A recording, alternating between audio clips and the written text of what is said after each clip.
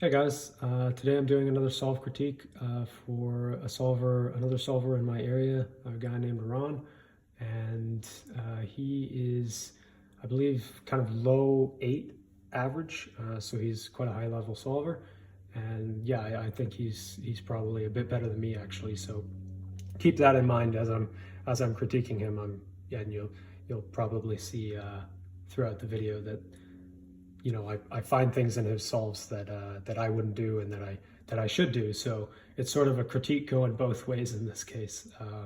But yeah, I'm going to look at 3 of his solves, and yeah, I hope you enjoy.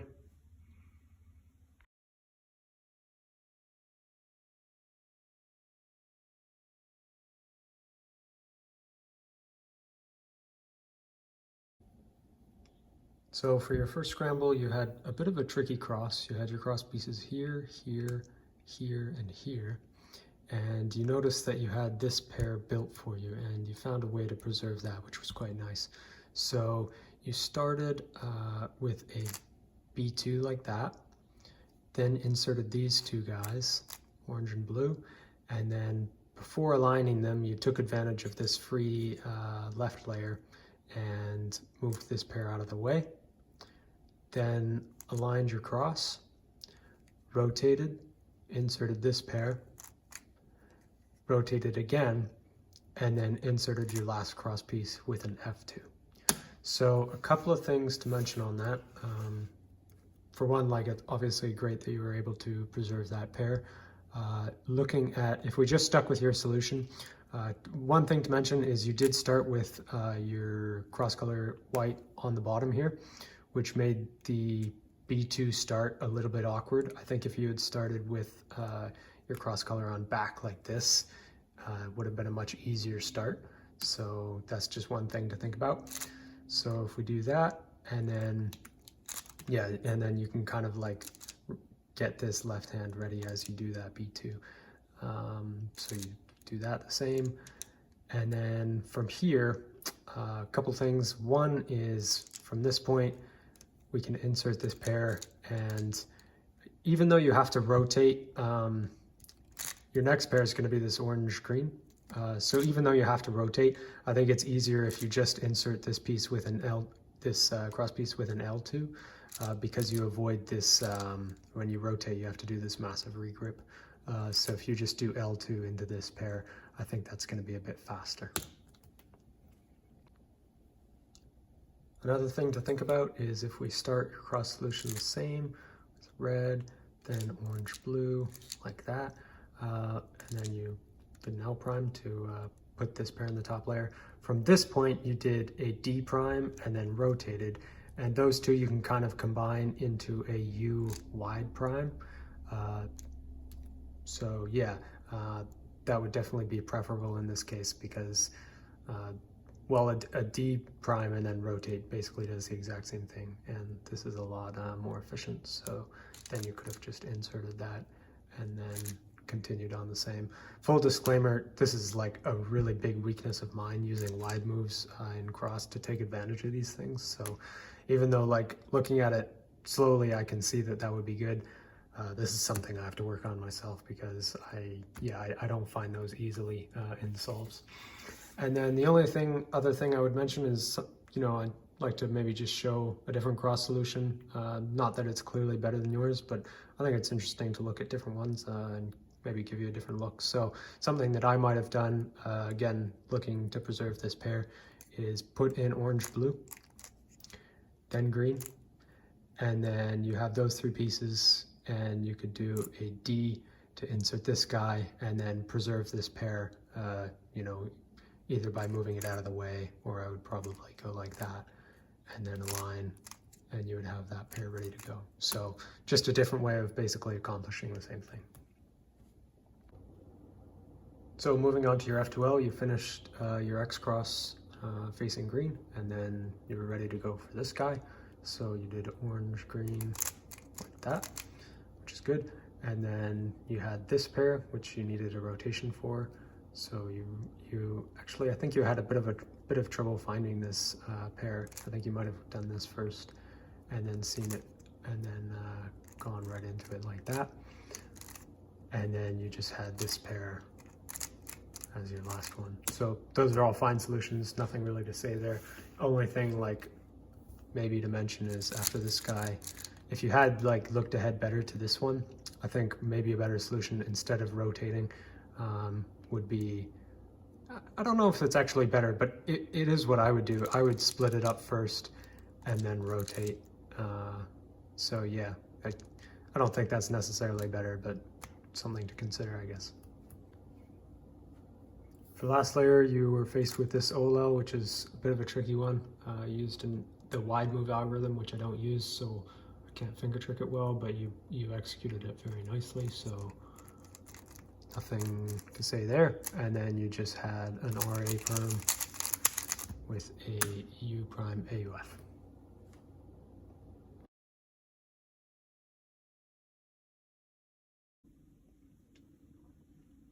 For the second solve, you did white cross again. You had your cross pieces here, here, here, and here. And you had a very nice solution and pretty good foresight to plan a free first pair. So this was pretty good. And the first pair you found was this guy and this guy, which is like a D move away from creating a pair. So the way you did it, which is good, you just like chose the right order to put these pieces in basically to take advantage of that. Is you put this guy red in first, then did a D, and then put green, and then you re-gripped and did this for orange and blue. So solution-wise, that's perfect. Very straightforward cross solution, and it plans a free first pair into the back right, so that's awesome. Only thing I would mention is finger trick-wise, this can be done kind of like re-gripless. So the way I would do it is here, and then I would keep this guy where it was up here, and then from here you can just insert it like that. So you can save on that one regrip, but that's the only thing I have to say on that. So moving on to your F2L, the first pair you did was obviously this guy into the back right, and unfortunately you didn't spot this one in time. That would have been a super nice second pair. Those two would have flowed really well together. But the next thing you saw were these two guys, which you can do rotationless in a few ways, maybe like U2 into a lefty sledge, but yeah, I don't think the way you did it is too bad, especially like as a right-hand dominant solver. So you took it out like that and then inserted. And then this third pair I'm going to come back to because I think you have some different options here, but you paired it up like that, kind of a similar solution as the last one, and inserted. And then you rotated to do this fourth pair, which is fine, obviously. So yeah, I think that first pair is fine. Obviously, can't see everything, so you didn't spot that. That's okay. This guy, again, I think that's fine. So at this point, you have diagonal slots, which can be a little tricky. And yeah, so a couple of options here. One is to do this rotationless, which I think like just pure by the numbers is the best solution. So a sledgehammer like that and then insert. Now, the only kind of knock against that solution is like a solver at your level would definitely, and I would kind of be the same, like I wouldn't be super keen on doing a rotationless solution here because intuitively I just know that my last slot's in the back left. So I'm not going to be that resistant to rotating. And in that case, I think a better solution would be to put the corner here and do something like that. And then I would be able to rotate. So I'd be able to, have better access to my last slot. And I think that's just a better solution than what you did for that pair. So I would get that guy and then I would do the fourth pair the same. So yeah. So looking at last layer, you got this OLL case, which you chose to do EO into ZB for, which is pretty cool. So yeah, I can't really critique this because I know like literally 0 ZBLs. So I'll just read off the moves you did. You did this guy, which gives you a good angle into a TZBLO, and I'll just read off the moves here. Forgive me for my lack of ZB knowledge. There you go. So yeah, that's pretty awesome. obviously for anyone watching who, you know, isn't at a level where they can use ZBLLs, definitely this OLL, the best alg. I quite like that. I think it's super fun to use, is that one. So yeah.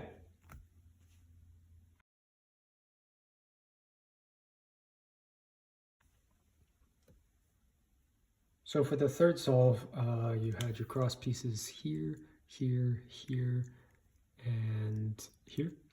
And you did something quite clever.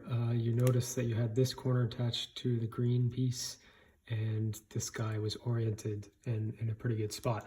So yeah, the way you did this was to start by making a 2x2x2 block by doing an R and then lining that square and then like that. So yeah, that was pretty awesome.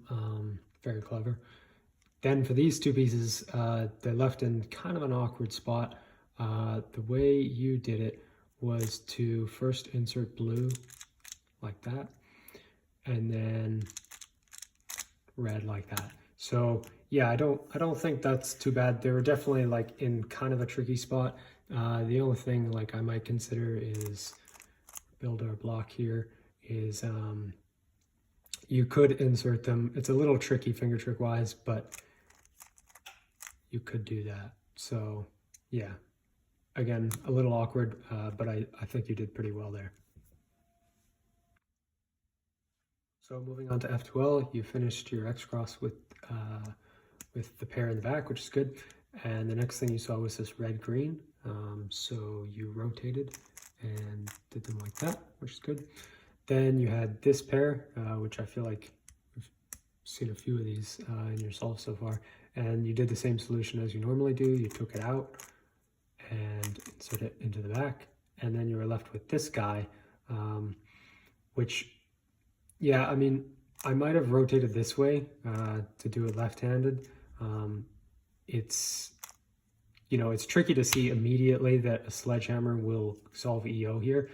So yeah, I can't be too harsh on you there, but you rotated this way. And then I presume, like, as you're doing the solution, you realized that a sledgehammer will get you your edges, and you did quite a cool solution to do that. You did like that to get your edges, which honestly, that's really cool. And I feel like I'm kind of sleeping on the insert. So that's something that I'm going to try to incorporate a bit more into my solves. So yeah, that was pretty awesome. But going back, so facing here, rotated, this pair is obviously fine. Puts the two slots in the back, two filled slots in the back, so that's good. Again here, I would really recommend you adopt this different insert, which is just putting the corner here and sledging this in. In this case, especially, I think even more than last solve, this would be a lot faster to do it like that. And then because this edge is oriented, like, it leaves you with a really easy fourth pair, and then you get EO for free in this case. But yeah, that sledgehammer into the insert for that pair we were looking at, I think it definitely has a place where it is the best option. So I would encourage you to experiment with that. And then for last layer, you did an OLLCP here, or a COLL, I should say. I guess they're kind of the same thing. I don't know why they have two different names, but yeah, I like that. I think this is a good COLL alg, especially when you get it from that angle. And then here you did the MUU perm, which is the one I use, except you did the one from this angle, which leaves you with a U2 AUF. So I think it would have been better if you got it from here, if you had just done a U into that guy. So just a small improvement there. So overall, I was really impressed looking at your solves. You do some really good, like, cool solutions, and you had some really high level stuff going on there. I think your inspection abilities, like your ability to take advantage of blocks and free pairs, even just looking at these three solves, I can tell your foresight is pretty good in that respect. So that's fantastic.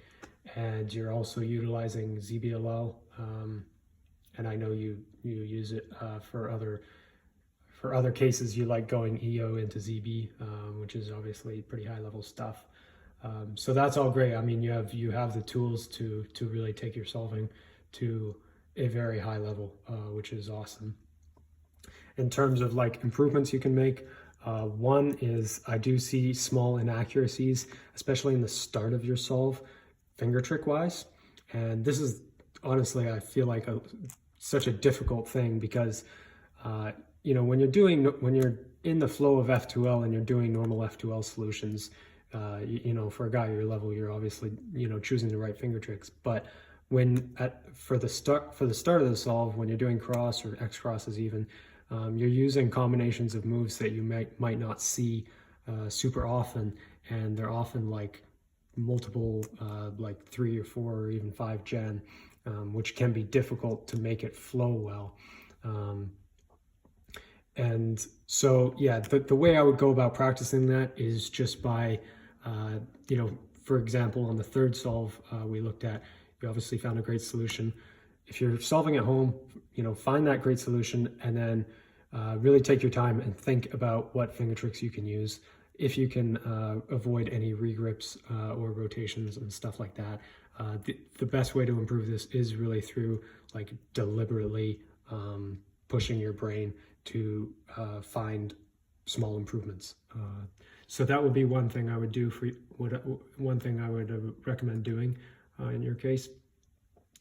And then, yeah, the only other thing is continue looking at, you know, F2L solutions. I know like your F2L is pretty up to snuff, but you know, we can always make improvements. So especially just like for difficult cases, I would recommend stuff like, you know, cases like these really bad ones, just make sure you're using like good algorithms for those cases so that if you do face them in a solve, they're not like totally ruining your solve, and you know, you can still put together some good times when you're faced with difficult cases.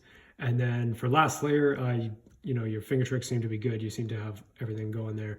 I would keep going with ZB stuff if I were you, and yeah, just yeah, keep going with that. Overall, your solves look really good, and I look forward to seeing what you do in the future. Cheers.